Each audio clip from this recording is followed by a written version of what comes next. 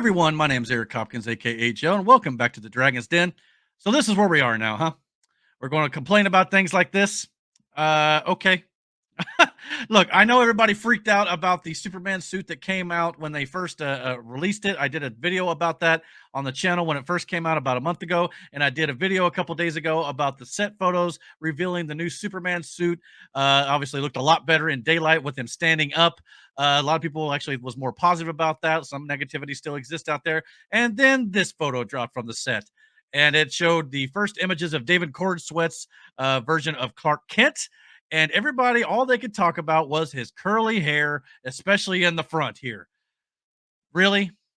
I mean, the whole idea, I think a lot of people are forgetting this. The whole idea of Clark Kent, he's an alter ego to Superman, or Superman's the alter ego to Clark Kent, however you want to put it. But the whole idea is to differentiate him from Superman so you don't guess that Clark Kent is actually Superman. Now, a lot of iterations of Superman over the years was, Lois Lane and many other people were just fooled by the fact that he wore glasses instead of not wearing glasses like Superman did. But at least in this case, it looks to me at least that James Gunn and the creatives over there at DC Studios are trying to make a little bit more of an effort to make him look different compared to Superman. So, I mean, I don't understand what all the hubbub is about here. I mean, yes, it looks a little dorky and it looks a little goofy, but isn't that the way that Clark Kent is supposed to be? A little dorky, a little goofy. I mean, he doesn't have to be a bumbling moron, but at the same time, he doesn't have to be like just like in Man of Steel, where Henry Cavill looked the exact same pretty much as Clark Kent as he did as when he was Superman, except for the glasses. I liked it the fact that they're trying to do something different here to make him look a little bit different. And if that's the case, I'm perfectly fine with it.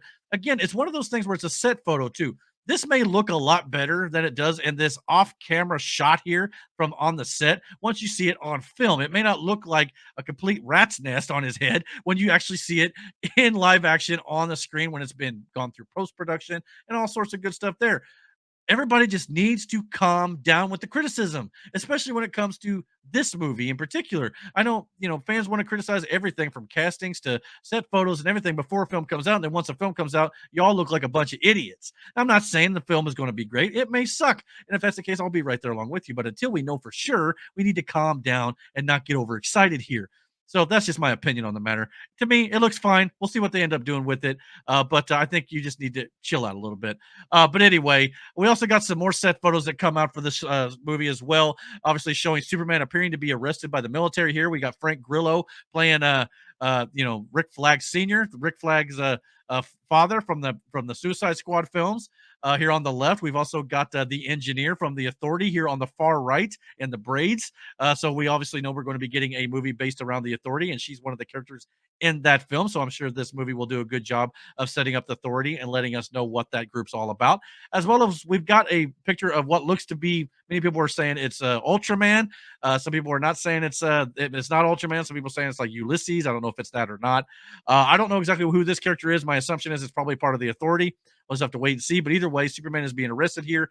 And the theory going around is that potentially maybe Lex Luthor has cloned Superman, and maybe a cloned Superman is going around and hurting people and murdering people or something. And the authorities have accidentally taken in the real Superman, thinking it is Superman that is doing all the hurting and killing and things like that. So we'll just have to wait and see if that plot is actually holds out to be true. We'll have to wait and see. But that is the rumor going around out there right now, and that may be why Superman is in handcuffs.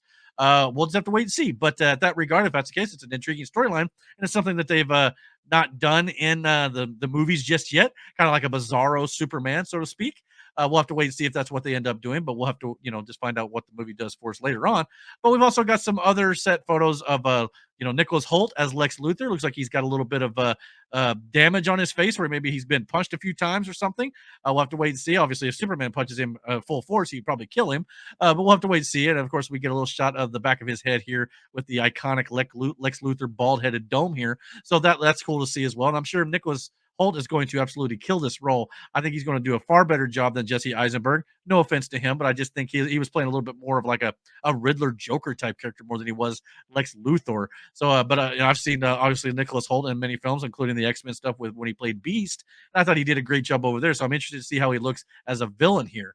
But obviously, we got some shots. Obviously, this is what Superman looks like compared to Clark Kent. So you compare him side by side. Superman maybe have to go do a quick spin around to change it into a Superman outfit and put a lot of mousse or grease in his hair to kind of slick it back from all those curls in the front as Clark Kent. Maybe that's what they end up doing. But here's Rachel Brosnahan as Lois Lane. We're getting some images of her and David Corenswet Superman here for the first time as well. And I love the fact that they've got Lois Lane decked out in the purple, which those of you, I don't know if anybody's really made this connection other than me per se, but I know just for me personally, it kind of ties back into the old Superman, the animated series that they did that was in conjunction with the Batman, the animated series in the old DC animated universe that they had back in the late early 90s there. So I think that's a really cool callback there. And a lot of rumors going around is the fact that the new DCU live action movies and television series are going to be kind of loosely based on those old animated tie-in series with the Justice League and Justice League Unlimited and things like that. So if they kind of base all the new live action stuff on the widely popular storylines and things that they did in the animated series, I think it's going to be a recipe for success for the new DCU, and that's going to be a great thing to see.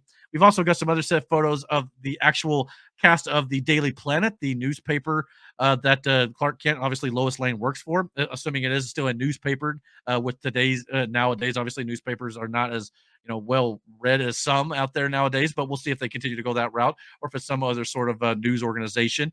But yeah, so I mean, we got Perry White here. We've obviously got Jimmy Olsen down here on the bottom left as well, and Cat Grant, the blonde in the glasses as well, who obviously ends up being the boss of Supergirl in a lot of iterations as well. So, and we know that Supergirl is getting her movie in 2 years in 2026, and I believe Millie Alcock as Kara is also going to be in this film at some point. So again, they're already doing that connective tissue to where it's going to tie into other films going down the line here. And we're probably going to be getting all sorts of different cameos and stuff because this is supposed to be a DCU that has already been in its existence, and we're just kind of getting put into this world that's already got all these superheroes in it. They've already got established lore and things like that in the series, which I'm sure we'll get backstory, we'll get flashbacks to origins, and we're going to and all this sort of stuff. We're going to get the explanations that we're going to need for the characters we don't understand just yet. But at the same time, those of us who do know about Superman, we may not be getting like an origin movie about Krypton anytime soon, but I'm sure we'll be getting references to that as well as Ma and Pa Kent, who have been cast in this film as well. We're going to be getting all that stuff. So I think we all just need to have a little bit of optimism here. And I think everything that they're doing so far